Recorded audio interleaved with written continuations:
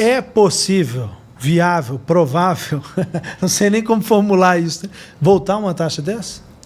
Num Brasil maluco, volta. Num Brasil maluco eu gostei. Volta.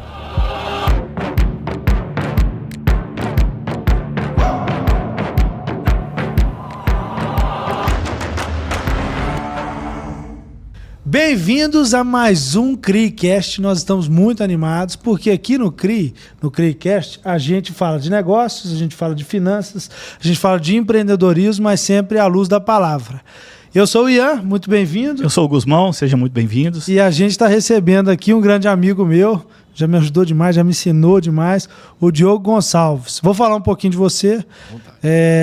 O Diogo é escritor, consultor, palestrante sobre planejamento financeiro familiar e pessoal há mais de 15 anos. É casado, tem 3 filhas, uma delas estudava com meu filho, agora parou, né? É especialista em finanças corporativas, gestão de empresas, finanças pessoais, relações com investidores, é muita coisa, viu? Mas bem-vindo, muito obrigado por estar aqui com a gente, é um prazer ter você aqui. Prazer é meu, obrigado pelo convite, prazer estar aqui com vocês, 2 feras. Vamos falar, vamos bater papo, vamos levar, né, conteúdo para tanta gente que quer, que deseja, que precisa. Prazer estar aqui com vocês. Eu confesso que eu estava animado, eu estava conversando com o Gusmão hoje, com a sua presença aqui, porque a gente está vivendo um momento diferente, né? Assim, muita coisa acontecendo muito rápido. Sim. No âmbito financeiro, diversos tipos de possibilidades. Uhum. E aí a gente quer entender aqui com você, a gente analisar algumas coisas, pegar suas opiniões, mas sobre assuntos diversos, tá? Vamos lá.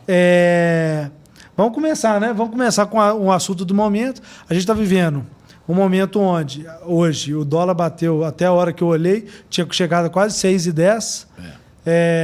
Pelo menos eu tinha visto 6,9 até onde eu olhei, não sei se já passou, porque está tão volátil, né? Verdade. Se amanhã esse videocast estiver no ar, já é outro cenário. A gente não sabe o que vai acontecer. Justamente. Exatamente. E assim, de forma prática, tá? Assim, dentro da sua experiência, o que significa isso que está acontecendo? Então, a gente vive um momento hoje onde a gente tem 2 gestões de governos Brasil, vamos dizer assim, controversas, né? Com muitos problemas. E a gente vê um dólar disparando. O que você imagina que acontece para uma pessoa igual eu, Gusmão, você que mora aqui no Brasil? O que significa um dólar a esse valor? Tá. Primeiro eu vou dar algumas opiniões. Tá. Não sou economista, mas eu vou dar algumas opiniões do que eu entendo que está acontecendo. Depois a gente fala na prática o que o dólar afeta a nossa vida e como que a gente pode se blindar aí dessa flutuação do dólar, tá? Legal. Então, trazendo um pouco de cenário. Estados Unidos. Até ontem, a moeda americana estava caindo frente aos demais mercados. Se a gente voltar um pouco mais, fechamento do ano, o dólar estava cerca de 6,40. Isso. Eu não tenho o número exato aqui, mas mais ou menos isso. Eu achava muito mais fácil o dólar chegar a 7 do que chegar a 5. Minha opinião pessoal. Uhum. Se você buscar nas áreas nas áreas dos bancos que tem analista de câmbio, o cara só vive para aquilo, ele sempre erra. Eles nunca vão acertar. Não há projeção para câmbio, porque tudo que acontece no mundo vai mudar, ainda mais uma moeda fraca igual o real. Então o real veio se depreciando e depois que o Trump entrou e de fato ele colocou algumas medidas na mesa, o dólar enfraqueceu. E a partir de ontem ou antes de ontem, o dólar voltou a fortalecer, principalmente frente ao real, que já voltou para esses 6,9, 6,10, não sabemos agora exatamente quanto que está, mas aconteceu. Então, assim, minha visão política do Trump, eu acredito que ele está fazendo inversamente proporcional ao que ele fez no primeiro mandato, e eu me justifico, porque ele foi muito...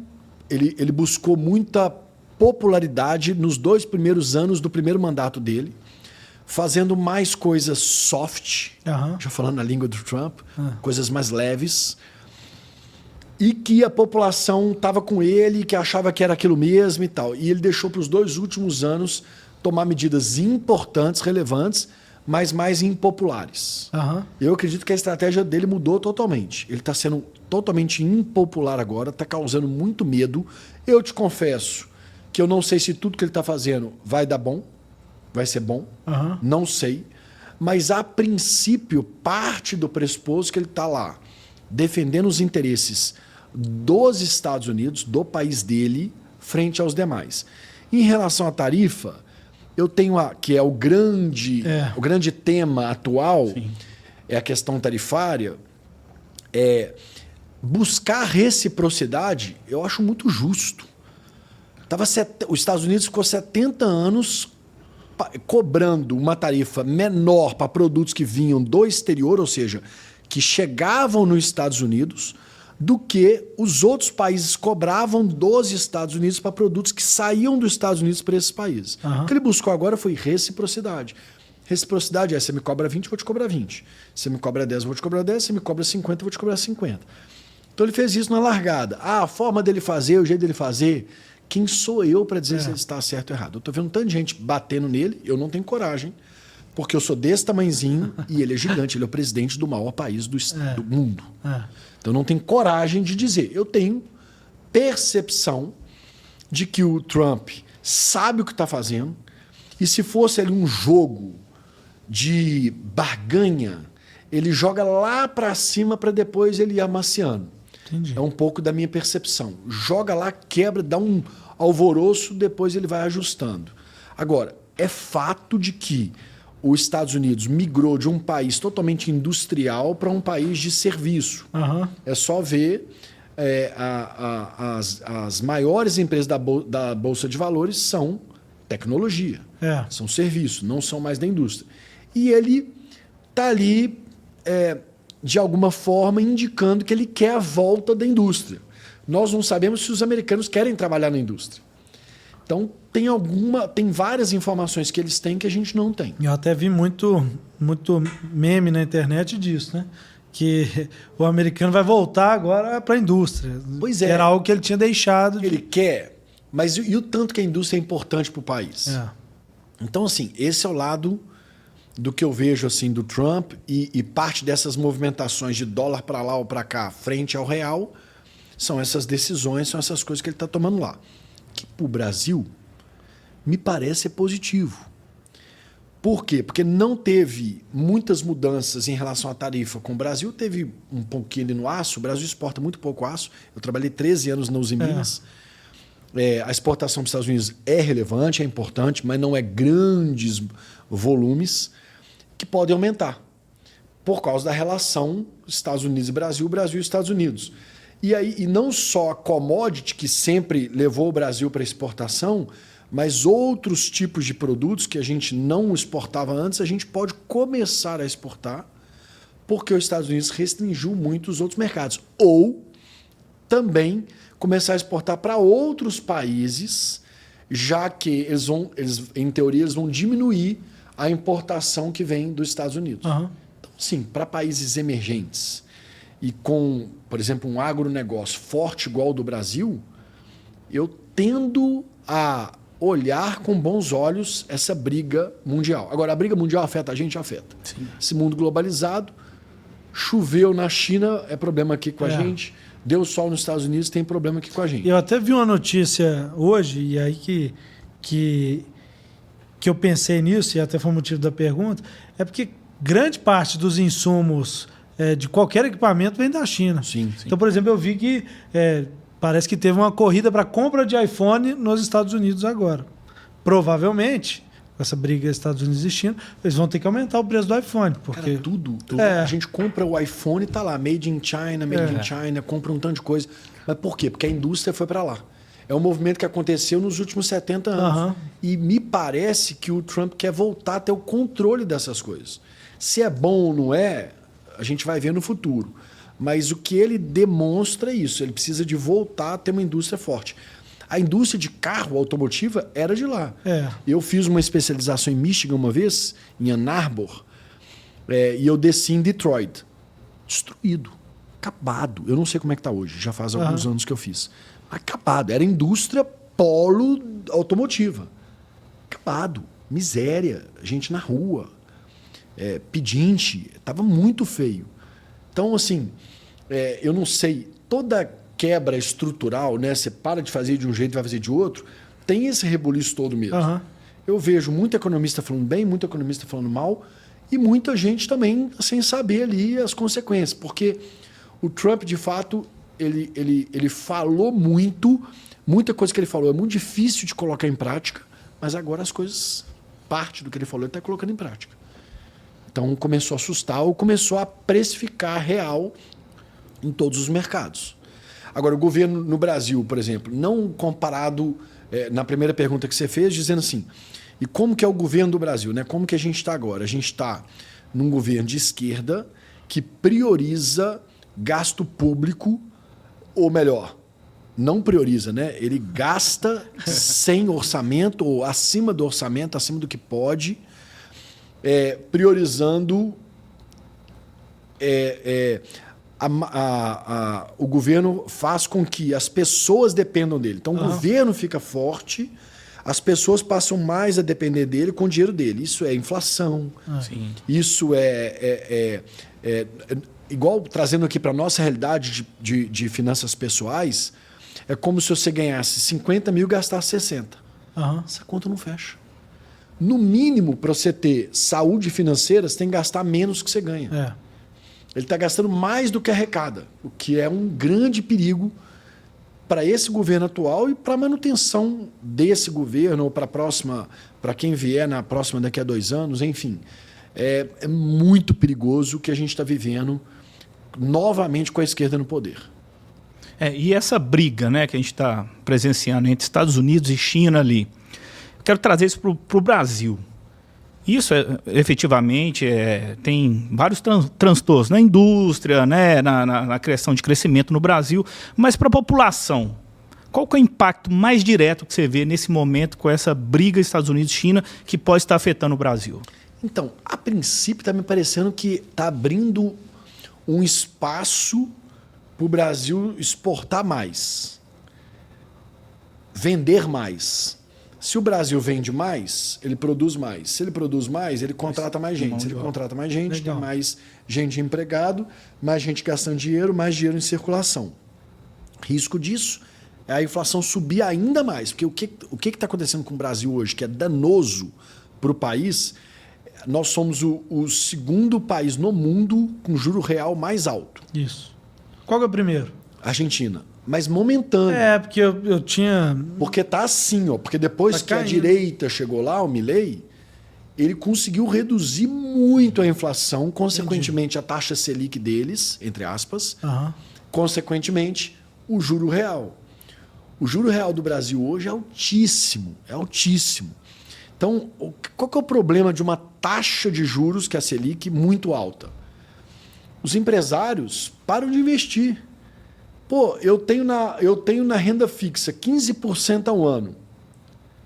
Eu tenho para pegar crédito, eu vou pagar mais do que isso, essa é só uma referência. Como é que eu pego crédito para investir? Não, melhor deixar meu dinheiro parado ali, em vez de pegar dinheiro emprestado para investir. Mercado imobiliário parou. As pessoas não compram e vendem em grande número, né, gente? Sim. Não compram e vendem mais apartamento e casa. O que eles estão fazendo? Alugando. Por quê? Porque como é que você pega um financiamento habitacional com 14, 15, 16% de juros ao ano? Você não pega, você vai para o aluguel. Sim. Então, os apartamentos já começaram, imóveis já começaram a reduzir de preço, porque oferta e demanda é a lei, é a lei econômica que regem as relações entre as pessoas. Eu tenho muito, você demanda pouco, eu vou ter que diminuir o preço. Eu tenho pouco, você demanda muito, eu vou aumentar o preço. Isso aconteceu com o imóvel, veio valorizando. Agora não, por causa dos juros. E essa conjuntura de juros é uma conjuntura que o Banco Central, com a liberdade que ele tem, ele sobe para segurar a inflação, que é, para quem não sabe, é o preço das coisas, né? Uma garrafinha de água hoje, para você comprar, custa 10 conto. Uma garrafa de água. Que deveria ser de graça, deveria ser R$1, R$2. Custa R$9. O telefone que outro dia custava 500, custa $1.000. O microfone custava 200, está custando 250. E o supermercado de casa, que é a coisa mais óbvia que a gente tem. a gente gastava numa família de 5, que é a minha, sei lá, 3 mil, está gastando 5 mil. Tudo aumentou de preço. Esse é o maior risco. Então, a taxa de juros vem para tentar segurar isso aí, mas ela é danosa para as outras coisas, porque você para de investir, as empresas param de crescer. Então, economia é duro por causa disso. Você mexe uma ponta aqui, você cai outra aqui, piora outra aqui. E aí, voltando para Estados Unidos e China, é isso. Com essa briga, a princípio, no dia de hoje, exatamente, nesse horário, a indicação é positiva, porque com a briga dos dois vai ter menos relação comercial entre eles. Se o Brasil estiver preparado para entregar para ele ou para ele, vai entregar. Entendi. E a gente não sofreu grandes prejuízos com as tarifas entre Estados Unidos e Brasil. E entre China e Brasil não mudou nada. E você acredita, é uma coisa que foge um pouco da economia, mas nós vimos o Brasil agora exigindo visto para quem vem dos Estados Unidos para cá, com base no princípio da reciprocidade que você mesmo citou aqui. Será que isso pode soar um pouquinho lá no Trump, lá, uma retaliação do Brasil? Você acha que isso pode atrapalhar essa relação? Acho um perigo. É nós que queremos, sem querer ser o cachorro feio, né? Como é que eles falam? Tem uma expressão popular assim. Não é isso. Mas é a gente que quer ir para lá. Sim. Claro, nós temos muita coisa maravilhosa aqui que muita gente quer vir cá. Mas o que eu quero dizer não é em relação à beleza e turismo. Eu quero dizer em relação a... para o Brasil, que é desse tamanhozinho, economicamente falando... Tem que facilitar, né, a vinda do dinheiro. Obrigado, Ian. Você precisa facilitar a vinda do dinheiro. Isso acontecendo nesse meio dessa briga, parece que eu vou retaliar. Eu quero gente aqui gastando dinheiro, eu quero gente aqui gastando dólar, entrando dólar aqui para diminuir, inclusive, a taxa de câmbio. Sim. Então, para mim, é um movimento político e não econômico, e é um movimento equivocado. Mas sou eu, Diogo, falando. É o que eu penso. Você entrou na questão aí de taxa de juros e tudo mais. A gente vê aí essa taxa Selic altíssima. Eu queria que você explicasse de forma prática o que é taxa Selic, tá? Tá bom. Porque eu acho que é importante. E dois, como é que a gente se prepara, pessoa física ou até mesmo jurídica, nesse momento agora, com essas taxas, essa situação para o ano? Sim. Como é que a gente se prepara? Cara, como é que eu invisto? Onde que eu invisto? O que é legal? Então, assim, a Selic é a taxa de referência básica da economia. Eu estou respondendo no economês, mas na prática, para um banco tomar uma decisão de por quanto que ele empresta dinheiro ou por quanto que ele aplica o seu dinheiro, uma instituição financeira, ele tem a referência dele a taxa Selic. Então, quando o Banco Central, que é quem toma a decisão de subir ou cair a taxa de juros, ele vira e fala assim, a Selic não está mais a 13, está a 14 ou 14,25, ou ela está 15, ou ela está 2%, quando ele toma essa decisão, ele vira um balizador para toda a relação nossa com as instituições financeiras. Vocês concordam que a nossa relação com a instituição financeira ou eu empresto dinheiro para ele ou ele me empresta dinheiro? Isso. Essa é a relação. Quando eu invisto no banco... Quando você coloca dinheiro no banco, você já está emprestando para ele. Ele vai me pagar por aquele dinheiro que está lá. É o meu investimento.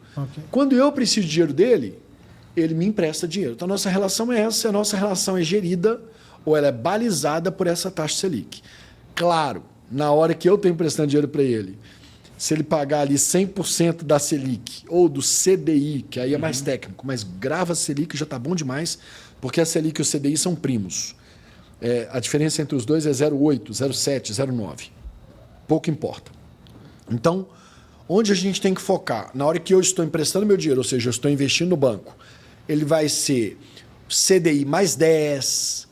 ou 110, mais 10 não, 110 do CDI, ou 115 do CDI, ou CDI mais 2, ou CDI mais 1, ou CDI mais 3.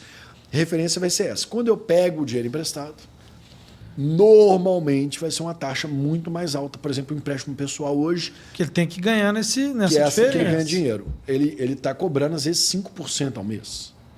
Um financiamento imobiliário, numa Caixa Econômica Federal, teoricamente, está rodando ali em 15%. 14%, 16%. Também depende muito de quem nós somos, né? Do nosso crédito, né? Do nosso score, que não é muito valorizado no Brasil, nos Estados Unidos é muito valorizado. mas é uma referência para a gente, bom pagador ou mal pagador. Aí tem vários tipos de empréstimo, consignado, que é quando a pessoa é CLT, ela já reduz do salário dela um percentual para pagar uma dívida. Tem o empréstimo garantidor, que também é mais barato. Eu coloco em garantia um imóvel, por exemplo, para pegar um empréstimo mais barato, mas meu imóvel está lá em garantia. Então, mas a taxa de juros serve para isso. Aí, continuando sua pergunta, Diogo, quem é beneficiado com uma taxa de juros alta? Diretamente, o investidor. Então, para que eu vou para a Bolsa de Valores se todo ano, se eu deixar meu dinheiro no CDI, a gente não aplica em CDI, mas aplica com a faixa em CDI. Então, aplicar em CDB, que rende 100% do CDI. Ok. Eu vou ter ao final do ano, bruto, 14,25%. Okay. Então, a taxa subiu para 15%, eu vou ter 15%. A taxa caiu para 13%, eu vou ter 13%. Então, para o investidor, quanto mais alto, mais dinheiro ele vai ter na renda fixa, que é aquele dinheiro que você coloca e você sabe quanto que você vai ter se você deixar esse dinheiro até o final daquele tempo que você fica mais difícil do cara ter uma rentabilidade como essa em outros Aí ele não vai para outros, né? Seja na Bolsa de Valores ou seja empreendendo. Ele acaba não arriscando para outras. Mas como investidor financeiro é muito bom. Ok. Como devedor é péssimo. Eu quero adquirir um imóvel. Pior momento de adquirir um imóvel. Sim. Pode piorar mais? Pode. Mas está muito alto. Se a gente voltar para 2000 o tempo está passando tão rápido, mas eu acho que 2020 a taxa Selic estava 2,25. Antes do Covid. 2,25? 2,25 ao ano. Que isso? 2,25 ao ano. Estou até curioso para ver aqui na internet. Mas eu acho que é isso. Não. Que é 2,25 eu tenho certeza. Só não lembro a época exata. Eu acho que é início de 2020, porque foi a Covid veio 25 de março aqui em Belo Horizonte, de 20. Então, eu acho que foi um pouquinho antes. Saiu de 2, está em 14,25. Olha a diferença. E antes de 2, ele tinha chegado a 16,25. 2, 3 anos antes. É possível, viável, provável, não sei nem como formular isso, né? Voltar uma taxa dessa? Num Brasil maluco, volta. Num Brasil maluco eu gostei. Volta. Cara, o Brasil é o único país no mundo que até o passado muda. É verdade. É verdade. Então, tudo é provável. Tá. Outro dia estava muito baixa a Selic, agora ficou muito alta. Então, eu acredito que sempre vai oscilar a taxa Selic, sempre.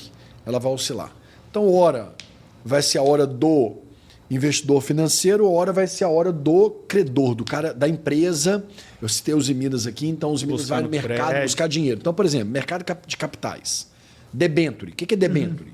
Comprar dívida. Comprar dívida. Então, eu sou uma empresa, eu emito dívida, emito um checão lá, falo, gente, quem quer CDI mais 1 durante 5 anos? Eu. Pô, mas CDI está 14.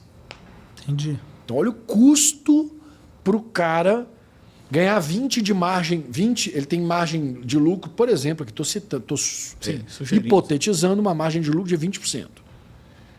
O custo do dinheiro dele é 15%. Então, por isso que ele investe menos. Sim. Então, ele diminui o investimento. E aí você perguntou, como é que planeja isso? Você não consegue muito planejar. O mais importante é você saber os momentos. Então, assim, a gente está num dos piores momentos, com a taxa Selic mais alta. O que é mais provável no longo prazo? Teórico. É a redução, porque ela está tão alta que você quebra o Brasil se continuar subindo. Tá. Então, é a redução. Então, agora realmente não é a hora de eu comprar o imóvel, de eu fazer financiamento imobiliário. Tá. Comprar com dinheiro é bom, porque ninguém está com dinheiro. Mas quem tiver dinheiro, tem um dito que fala, né? Quem tem caixa é rei. Então, ter caixa no momento desse é oportuno.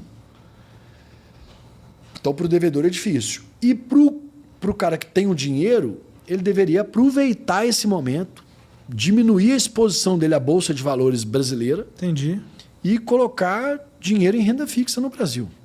Eu, inclusive, desde que o governo de esquerda assumiu o governo, há 2 anos, 2 anos e pouquinho, desde o primeiro dia de governo, eu nunca mais, Diogo, pessoalmente, na minha carteira, que ninguém tem nada a ver com isso, mas eu quero dividir com vocês aqui, eu nunca mais comprei ações de empresas No Brasil. e não mais investir no Brasil. Eu já tinha muita renda fixa no Brasil, fiz alguns ajustes nos meus papéis de renda fixa.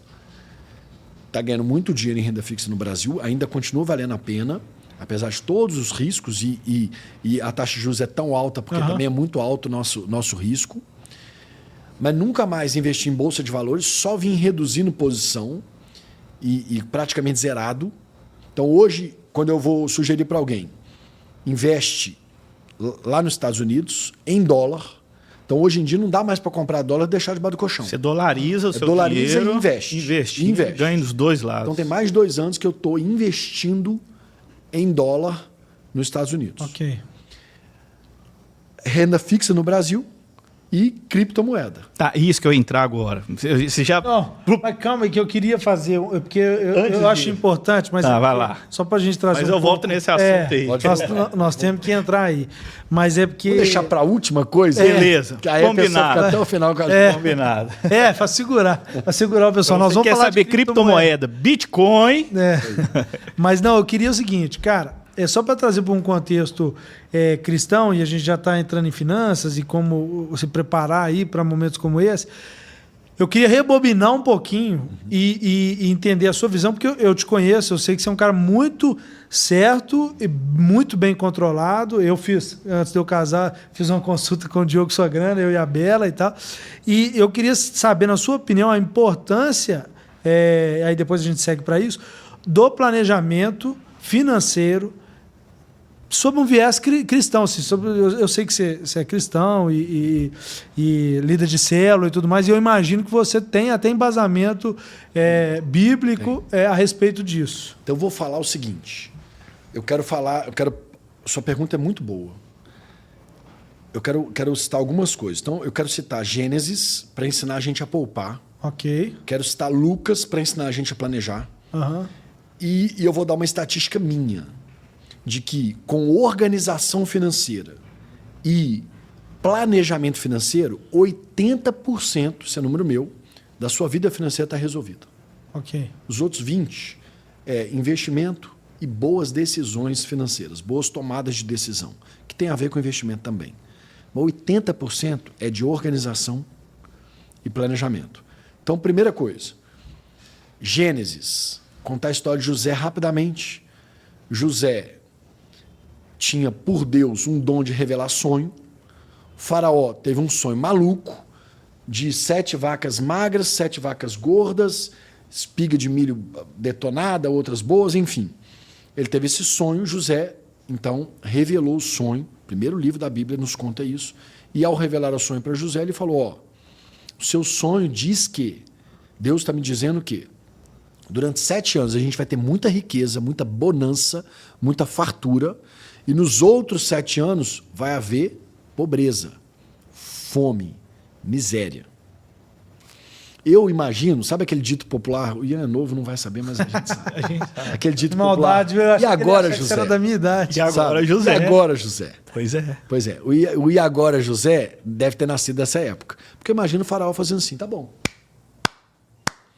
O que fazer, José? E agora? E agora, José? Porque o cara trouxe uma revelação bombástica. Como é que você vive 7 anos em miséria? E o próprio Deus deu sabedoria a José, e José disse o seguinte, durante os 7 anos de riqueza, nós vamos guardar 20%. A Bíblia fala da quinta parte. 20% de tudo que a gente ganhar, nós vamos guardar. Para que, no momento de crise, a gente tenha com o que viver. Acelerando essa história aqui, José não só teve dinheiro, entre aspas, né, comida, provisão, para viver os outros 7 anos de crise, guardando esses 20%, como ele conseguiu abastecer todas as regiões adjacentes ao Egito. Sem contar que ele comprou a terra e todo o povo. Por quê? Porque o povo precisava de comer. Uma hora os caras começaram a trocar as pedras preciosas, depois começaram a trocar os gados, tudo murcho, tudo morrendo. Depois começaram a dar terra, depois deram roupa e tudo que eles tinham. Até que eles viraram escravos. De trabalho. Eu preciso trabalhar, eu preciso sobreviver. Então, com uma decisão de poupar, isso dá até para ser aquela chamada para o Reels de vídeo, né? Dá até para chamar. Com uma decisão de poupar 20%, José tornou o faraó o rei mais poderoso do mundo. O mundo que existia, cara. Sim. E a gente vai ser burro de não poupar? Primeiro livro da Bíblia, o primeiro ensinamento ali no início de Gênesis está falando que a gente tem que poupar. José tornou o Egito o maior governo do mundo tomando uma decisão. Ao invés de gastar tudo que eu estou ganhando, eu poupo a quinta parte. E é pouco, né? Se você olhar friamente, né? Sim. Você tem que viver com 80%. É mais uma questão de disciplina do que... Vamos falar, educação sim, educação do brasileiro, economicamente falando, é péssima. Mas é uma questão de disciplina, cara. Você guardar ali, se pagar primeiro, né? Que a gente sempre escuta, se pagar primeiro. Né, para você, no momento de crise, ao invés de você pedir, você dá. Dá no sentido de, né, com o superávit daquilo que você tem, explorar o mercado de trabalho e outras coisas, por aí vai. E igual o Diogo falou, né? Quem tem caixa é rei. Então, cara, Sim. no momento que você está com dinheiro, é impressionante o número de oportunidades. Impressionante. Que você tem Aparece. dinheiro. Sem dúvida. É impressionante. Eu cuido de algumas famílias, né? Eu cuido de patrimônio de algumas famílias que têm muito dinheiro. Aham. Cara, eu recebo proposta para usar o dinheiro deles todos os dias. Aham. Todos os dias. Por quê? Porque o rio corre para o mar. Sim. É. Não é que todas as propostas são boas, mas que eu recebo todo dia, eu faço o filtro e passo aquilo que é bom. Saindo de Gênesis, indo para Lucas, Novo Testamento, Lucas conta uma história de alguém que começou a construir, mas parou no meio. Ele acabou a fundação, mas não acabou de construir a torre. Aham. Por quê? Porque ele não sentou na cadeira, igual essa aqui que a gente está sentado, Fazer e uma fez provisão. cálculo para dizer, eu tenho dinheiro para acabar de construir? Eu já vi gente comprando carro e não tem dinheiro para gasolina. Não sabia que gasolina era tão cara assim. Gente que não paga IPVA, que não paga seguro. Sim. Eu já vi gente começando a construir uma casa e não teve como acabar. Então a Bíblia está ensinando a gente a planejar. Planejar é o quê? Eu antecipo o futuro com as informações que eu tenho. Ah, veio a crise, a pandemia. Meu filho, entrega para Deus, que não tem nada para você fazer. Eu vivi uma experiência com Deus na pandemia absurda. Absurda. Se depois quiser, eu posso Que contar. agora como é que a gente não quer? Como é? Então nós queremos. Mas por quê? Porque a gente faz a nossa parte. Sim. O que é milagre, o que é... Aí é só com Deus. Aí você tem fé e acredita que Deus é o Deus provedor, nosso Jeová Jiré, ou entrega as pontas. Aham. Então, a gente tem que fazer a nossa parte. A nossa parte está em planejar com aquilo que eu tenho. Então, como é que eu faço meu ano? Meu ano está planejado para eu ganhar tanto por mês até dezembro e gastar tanto por mês. Então, ao final de um ano, eu vou ter adquirido um novo carro, por exemplo, eu vou ter viajado 2 vezes por ano, eu vou ter pago todas as minhas contas e vou ter poupado, estou inventando um número para ficar fácil, que R$100 mil, por exemplo. Tá. Eu tenho isso em novembro do ano anterior. Sim. Teve ano que não foi tão bom que eu tive que ajustar para fechar aquele ano. Porque durante o ano aconteceram algumas coisas. Teve ano que foi melhor do que eu projetei e eu também ajustei. Ajusta. Por quê? Porque o dinheiro precisa de carimbo. Eu não finalizo o mês com o que sobrou. No meu primeiro dia que eu recebo meu dinheiro, ou durante o mês que eu vou recebendo meu dinheiro, cada um recebe de um jeito, eu já sei para onde vai todo o meu dinheiro. Carimbo, destino. Carimbo, destino. Ok, Destino. só pra... O carimbo tem um dinheiro aqui que é para supermercado, tem um dinheiro aqui que é para viagem, tem um dinheiro aqui que é para poupar, tem um dinheiro aqui... Por quê? Porque senão, se você não domar o dinheiro, não gerir ele vai para... Vai embora. Ele vai embora. Você não sabe para onde fácil. ele está indo. E não interessa quanto você ganha. Não olhe para mim, olha aqui nos meus olhinhos, né? Igual o nosso pastor Sandro. Não, o Diogo ganha muito, então para ele faz. Não é isso, eu já ganhei pouco demais. Meu primeiro salário como office boy foi R$117. Não é isso. É sobre aquilo que você tem. Você vai gastar abaixo do que você tem. Você vai planejar. E quando você olha o ano, você tem 2 insights aqui. Olhar o ano e descobrir quanto que você ganha por hora. O olhar para o ano é bom, porque às vezes no mês você está meio ruim mesmo. Às vezes 2 meses vai estar apertado 3 meses. Na hora que você olha 2 meses, se potencializa. Então, às vezes, você consegue guardar só R$300. Pô, 300 vezes 12 já são R$3.600. Estou conferindo se é isso mesmo. É isso mesmo, já. Tá certo, eu fiz a Eu conta. conferi. Entendeu? Então, potencializa aquilo. Por isso que a gente tem que olhar para o longo prazo. Isso tem a ver com planejamento, com organização financeira. E o outro insight é quanto que eu ganho por hora. Para que você tem que saber quanto você ganha por hora? Para você saber não desperdiçar tempo e nem dinheiro. Para na hora que você for comprar um tênis novo, você falar assim, calma aí, quantas horas do meu mês eu precisei para comprar esse tênis? Quem gosta de correr, né, compra tênis de R$1.200, R$1.500, fala assim, beleza, super útil, legal, mas eu precisei de trabalhar, porque às vezes você tem condição e está tudo bem. Sim. Eu não vendo pão duragem. Só se perguntar para minha esposa se eu sou pão duro, eu não sou. Eu sou zero pão duro, zero. Pelo contrário. Só que eu vou gastar o que eu posso gastar. Eu tenho consciência que eu estou trocando 5 dias do meu mês por um tênis, por exemplo. Então, pega seu salário, divide ele pelo tempo que você trabalha por mês, e aí descobre quanto que você ganha por hora. E aí você vai tomar melhores decisões. Geralmente você pode pegar seu salário e dividir por 220. Normalmente sim. Sim. É uma boa... Eu já colocando aqui um atalho aí para quem quiser fazer a conta. Isso mesmo. E aí faz a conta, né, agora. É. Pra te gastar. Então, nós falamos de organização, de cuidar bem do dinheiro, saber para onde que o dinheiro vai, com o que você está gastando, quanto que você ganha, gastar menos você ganha, poupar e planejar.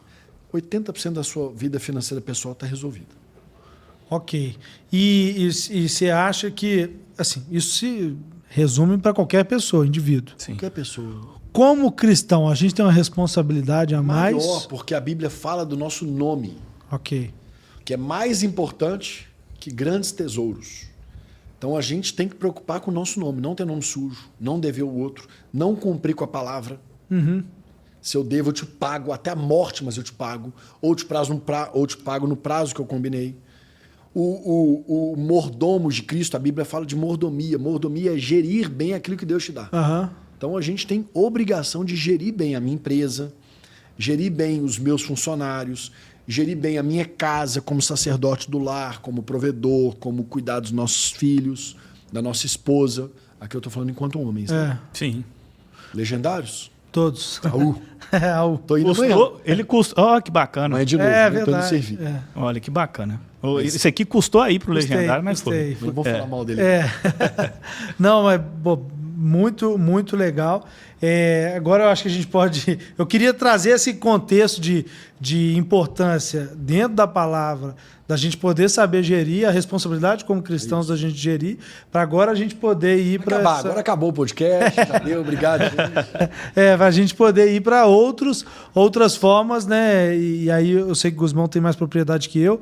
Eu vou contar uma história rápida e eu sou conservador, assim, em termos de investimento. Não é que eu sou conservador, eu preciso ter o conhecimento adequado antes de tomar decisões. Eu não gosto de tomar decisões sem entender. Tá certo. No hype, só porque só porque o pessoal está falando muito.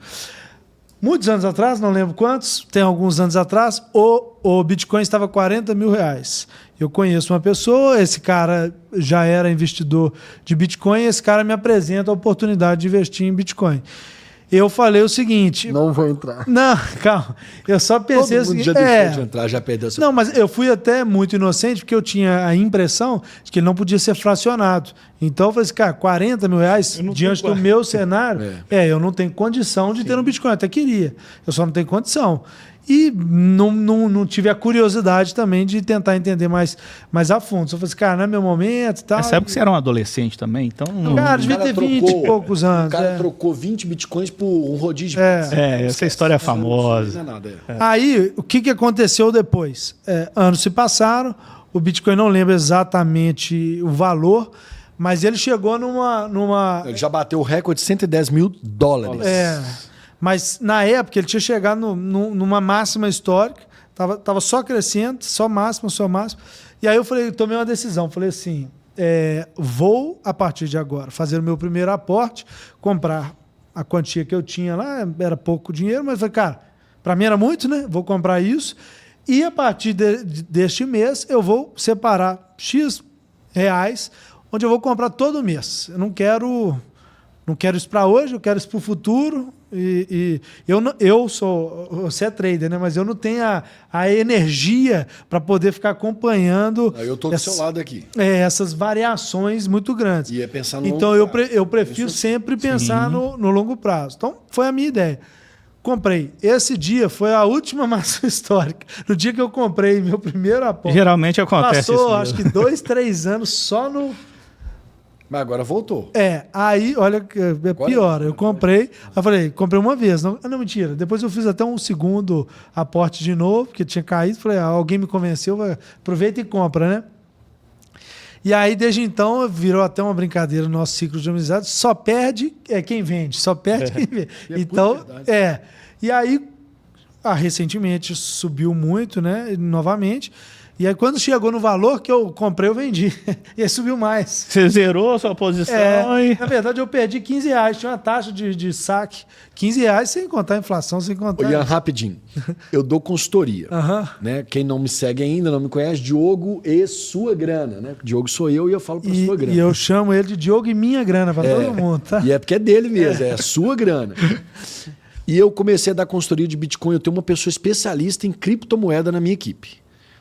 Ele começou a dar consultoria, estava bombando de consultoria quando o Bitcoin estava 110 mil. Sim. Agora que caiu para 80, ninguém mais procura. Que era o momento de procurar. Não, agora... né? Era o inverso. Agora o povo tinha que estar fazendo fila, me pagando milhões de reais para ter acesso a essa informação, porque está na hora boa de entrar. Eu vou explicar como entrar, esse é outro tópico, nós vamos falar disso. Porque tem 1000 ressalvas. Sim. Mas se a 110 mil, claro, ainda havia expectativa e há expectativa de subir, vai subir. Mas 80 já perdeu ali 30 mil. Não, hoje eu olhei o Bitcoin, hoje ele está batendo 76 mil. Eu tenho aqui ao vivo, 82,200. Já subiu bastante. Aconteceu, Mas eu creio que o Bitcoin ele vai chegar a 70 ali fora, quando você estava 78. Pois é, eu creio que ele vai chegar a 70 mil. Eu tenho alvo de compra em 70 mil, tinha em 78, 76, até 70 mil. Então, meu amigo, o Bitcoin hoje, nesse valor, ele deve estar com desconto de 30%.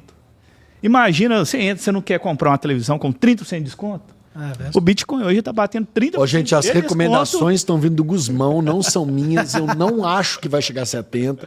Não acho que vai chegar a 110. Estou cheio de ressalva aqui. É meu disclaimer. Não, eu acho que ele vai chegar até 500 mil, com certeza, mas eu não tenho prazo para isso. Eu creio, pelas minhas avaliações, que até final do mês, possivelmente com o Nasdaq caindo, né, com outras questões de Trump, por aí ele vai cair aos 70 mil. Tá? 71, 70, porque tem uma região boa ali para fazer essa compra. Isso é análise de quem é especulador no mercado financeiro. E você falou que tirou todo o seu investimento do Brasil, né? Tem pouca coisa. Hoje não tirei. Eu deixei de aportar. Deixou de aportar. Então eu parei há 2 anos, desde que mudou o governo, eu não coloquei mais novo dinheiro no Brasil. Então você tem alguns investimentos do passado que se mantêm. Em renda fixa no Brasil. Hoje o momento é da renda fixa. E eu estou totalmente em renda fixa. Sim. Eu tenho uma mixaria que não sai tudo de bolsa, mas muito pouco. Não representa nada do meu patrimônio. E você acha que... É só porque eu não sei... Se eu estou falando um negócio, eu sou detalhista. Eu vou aumentar minha pergunta aqui. Primeiro, a primeira pergunta é o seguinte: você acha uma boa investir em Bitcoin?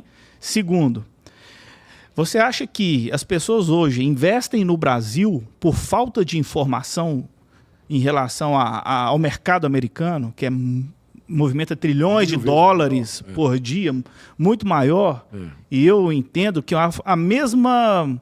dificuldade, que não existe dificuldade de investir no Brasil, você investe na Bolsa dos Estados Unidos. Existia dificuldade. Não existe mais. Hoje democratizou. Demais. Então vamos lá. Não, e a terceira, só para... Deixa eu esquecer, então não, me ajuda. Não, vai lembrar. É só porque uma é sobre o Bitcoin e a outra sobre o mercado americano. Aí, junto com a de Bitcoin, é porque é o seguinte... Tem tanta criptomoeda que aí eu quero entender esse cara, é só Bitcoin, outras criptomoedas? Então vamos lá. Em 2018, que eu entrei no Bitcoin, eu entrei com uma mixaria de dinheiro. 5 mil reais. Quando ele virou 15 mil, eu saí. Devia ter ficado. Igual você. Mas ganhei 300%. 5 para 15. Fiquei rico, né? 2018. E demorei para voltar, mas voltei e até hoje estou até muito bem, apesar dessa queda. Eu estava muito melhor. Eu vim amadurecendo nesse mercado, eu vim entendendo que o patamar do nosso patrimônio total mudou em relação a 2018 e em relação a hoje. Então, até 1 ano, 2 anos atrás, não 1 ano atrás, eu falava o seguinte, e começou com menos que isso, não coloque mais de 2% do seu patrimônio todo no Bitcoin. Não coloque 2%. mais de 2%. Eu ia fazer essa pergunta. É até 2%. Uhum. Eu falava isso sempre. Eu mudei esse discurso, deve ter 1 ano. Ok. Um pouquinho mais. Hoje, eu acho que já dá para colocar 5% Tá. do patrimônio. É assim que eu faço.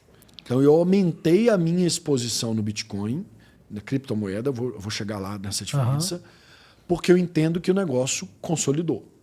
Assim como você, eu acho que ainda, por mais que caia, ele ainda vai bombar. Sem então, dúvida. qual que é a minha premissa para esse mercado? Eu não sou especulador, eu não sou day trader, tenho até minhas restrições pessoais. Sim. Eu sempre estou focado no longo prazo e o dinheiro meu do Bitcoin não é o dinheiro da casa. Ok. É um dinheiro que pode perder. Alguém aqui quer perder dinheiro? E eu não quero dizer nenhum. Nenhum. Nem eu. Mas eu aceito perder dinheiro. Ele não vai me fazer falta. Ok. Entendem? É um dinheiro que eu tenho como segurança lá. Se ganhar, vai ser bom demais. E eu sei que vai ganhar. Porque no longo prazo, eu, Diogo, acredito que não tem erro. Mas eu não conto com esse dinheiro para nada. É como se ele tivesse, eu estou lá na minha planilha, é como se ele estivesse na aba de baixo. Para eu nem olhar para ele. É assim que eu trato ainda o Bitcoin. Ainda. Mas Daqui a isso- 2 anos é. pode ser que eu tenha uma Não, mentalidade. e só fazendo uma observação quanto a isso, porque às vezes a gente vê muito corte na internet, muito com respostas tão definitivas, e eu achei legal que você falou isso. Cara, era 2, eu mudei minha opinião, e provavelmente você vai mudar. Não existe uma fórmula exata para sempre, né? Não mesmo, não tem o menor problema em mudar. Com aquilo que eu acredito hoje, eu já tenho coragem de pegar 5% do meu patrimônio e investir em criptomoeda. Ok. Aí, assim, vamos dizer, criptomoeda é uma das coisas que tem mais risco hoje no mundo, desse mercado financeiro. É a que mais tem risco. Ok. Uma das que mais tem. O Bitcoin, das com mais risco, é a que tem menos risco. É isso, né? É por isso que eu nem penso nas outras. Então, por exemplo, eu tenho outras 3. Eu tenho Bitcoin mais 3. Aham. Eu não vou falar porque tem gente que vai entrar nela só porque eu estou falando e eu prefiro não falar. Ok. Porque eu não estou recomendando ninguém fazer isso. Ok. Estou dizendo a minha, como que eu faço com o meu e serve de exemplo para as pessoas. Então, assim, por que eu comprei outras 3? Porque elas estavam muito baixas e há um movimento que essas outras, pelo menos as que eu estudei, elas acabam em algum momento indo atrás do Bitcoin. O Ok. Bitcoin vai e leva elas. Só que 80% dos meus 5% Ok. estão no Bitcoin. Tô no Bitcoin. Eu peguei os outros 20% e apostei mesmo. É um investimento, mas é muito mais arriscado. Acreditei que naquelas ali. Acreditei naquelas outras 4 colocando bem menos dinheiro. E quais são as razões de você mais que dobrar, né, o seu percentual de investimento em Bitcoin? Essa consolidação do Bitcoin no mercado. Lá em 2018, 2 empresas ou 3 aceitavam Bitcoin em troca de produto. Aí ela caiu, depois ela aumentou. E aí, depois que os países começaram a fazer reserva de Bitcoin, eu falei assim... Brasil entrando nisso agora. Se um país está colocando a reserva dele, tirando ouro e colocando Bitcoin, eu não vou ter Bitcoin? Justamente. Tô fora, eu tenho que estar dentro. Justamente. Todo mundo tem que ter um pezinho no Bitcoin, assim acredito eu, depois que veio essa consolidação. As empresas começaram a ter estoque, tesouraria, começaram a ter criptomoeda, Bitcoin, e os governos, a União. Aí eu falei, não, então não tem jeito, então eu tenho que aumentar isso aí. E de novo, provavelmente daqui a 1 ano, 2 anos, eu esteja falando um percentual ainda acima do que a gente está Sim, tendo hoje. justo, justo. Mais algo? Respondeu as duas? E mercado americano. Do mercado americano. Mercado americano, eu acho que é cultural. A gente nunca teve acesso ao mercado americano. Uhum. Agora, há 5 anos, 5 anos, pandemia pra cá. Pandemia pra cá. Todo mundo consegue investir no CDB de lá, no Tesouro Direto de lá, E os bancos facilitaram muito. no S&P 500. Até corretoras também que Então, os bancos digitais ajudaram muito. Então, eu entendo, Diogo, que passa pela educação, mas é muito mais cultural. Ok. E isso hoje está aumentando muito, assim, está melhorando muito. Eu só viajo para fora em dólar.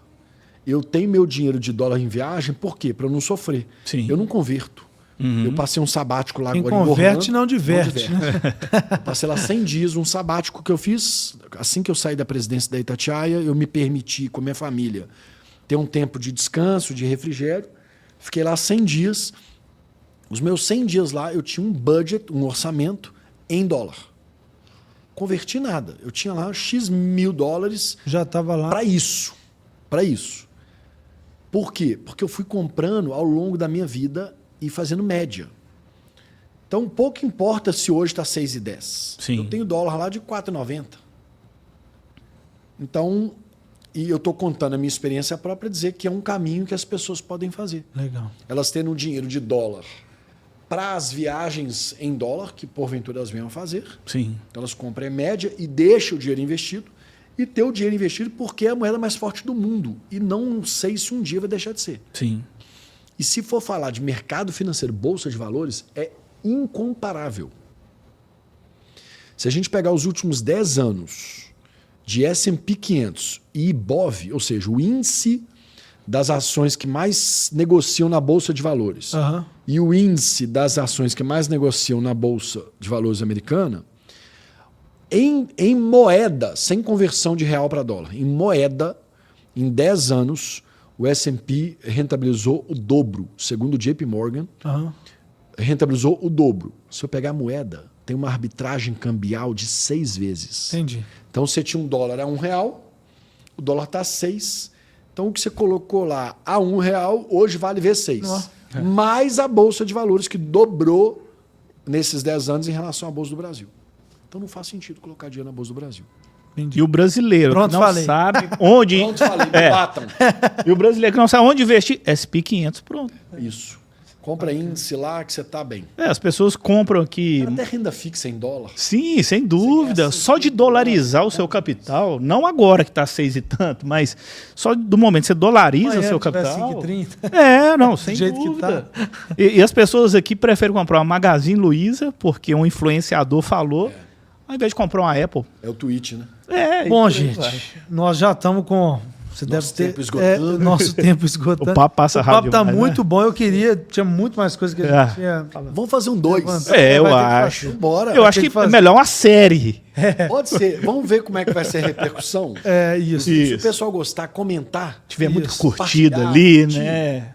Eu volto aqui. Isso. Então tá. Você cria a meta É isso. e eu volto aqui se Não. bater a meta. E Então, nós beleza. dobramos depois a meta. Depois a gente divulga. Não, pô, obrigado aí pelo seu tempo, viu? Eu queria que você fizesse alguma consideração final aí, desse um recado, como pessoas, como empreendedores e principalmente como cristão, um recado seu que você gostaria de deixar para quem estiver nos assistindo. Na pessoa física, eu sou uma pessoa que valoriza extremamente a generosidade. Eu sou um crente que tudo que você planta, você colhe. A lei da semeadura, para mim, é a lei mais viva, mais justa que existe. O que você planta, você colhe. Você não vai plantar banana, vai colher maçã. Isso é bíblico e eu acredito muito nisso. E ao você ser generoso, ajudar outras pessoas, abençoar outras pessoas, isso volta para você. Eu vivo isso muito. Aliás, meu testemunho eu não contei, vou contar no próximo. Vai ficar. No dia 2. Oi. Guarda aí na anotação de vocês. É isso. Como empreendedor,